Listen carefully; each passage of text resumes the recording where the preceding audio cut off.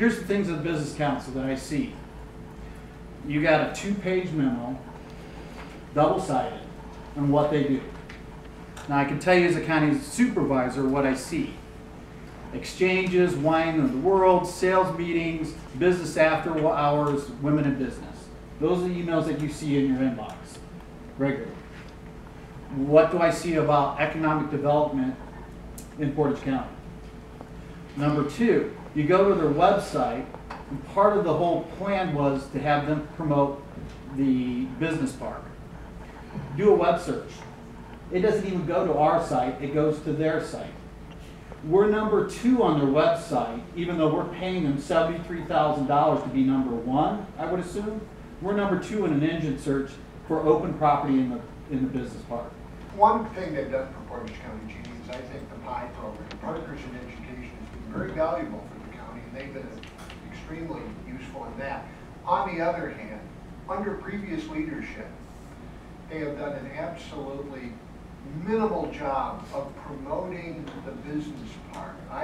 Most of our sales in the business park come from elsewhere, and we're hoping that they will do better in helping us to promote something down for that H2O project so we can get it off the county's back and back on the tax rolls.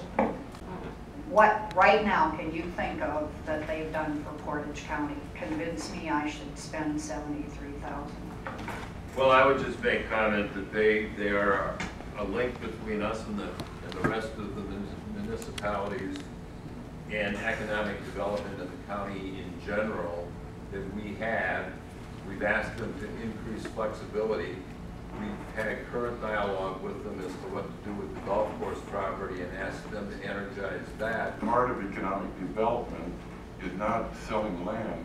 And a lot of it is they've been working with the present people, the businesses in the county, looking what kind of education jobs and jobs that are needed by these employees, and encouraging tech schools and university, and I think the high schools and that to start training these people for the jobs that are needed in the county. This is something the Business Council has been working on over the last years that is way below the radar.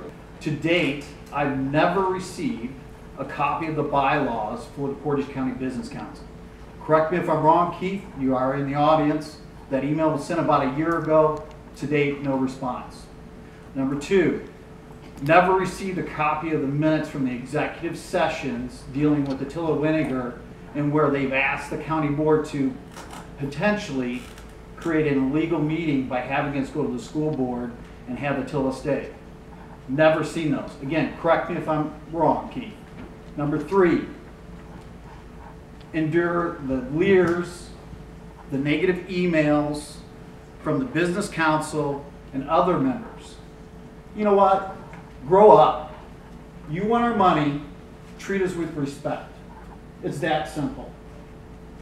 You're an intelligent group of people. I think you'll understand that his issues with the Business Council and myself have absolutely nothing to do with economic development or the contract in front of you. Secondly, your group is represented by 3 individuals on our board of directors. The chairman, Mr. Gifford, and the county executive are all members of the board of directors. That's a bigger representation than any of our membership, municipal or private. If you want to be a part of the executive committee, we're welcome to look at that. And if you have a representative that's a non-member of the board that wants to participate, we would certainly consider that. For 3 years, this body has approved by no action on their prior contract. I brought it up last year, and we get it at the 11th hour this year because come October 1, that old contract renews. So tonight, we have to make some decisions, and some good decisions. We can't kick it back to committee. We can't say we'll take a second look, because if we do, they automatically get renewed by a contract that holds. Just a point of clarification for the future. This current contract that's before you does not automatically renew. It expires. Thank you. Number 2 is, why are we at the 11th hour? Well, they want to push you into a decision. A 2-year contract. We haven't even seen our budget yet. have not seen our budget yet we're gonna commit $73,000. For you supervisors, if you recall last year, we were talking about $10,000 for babies.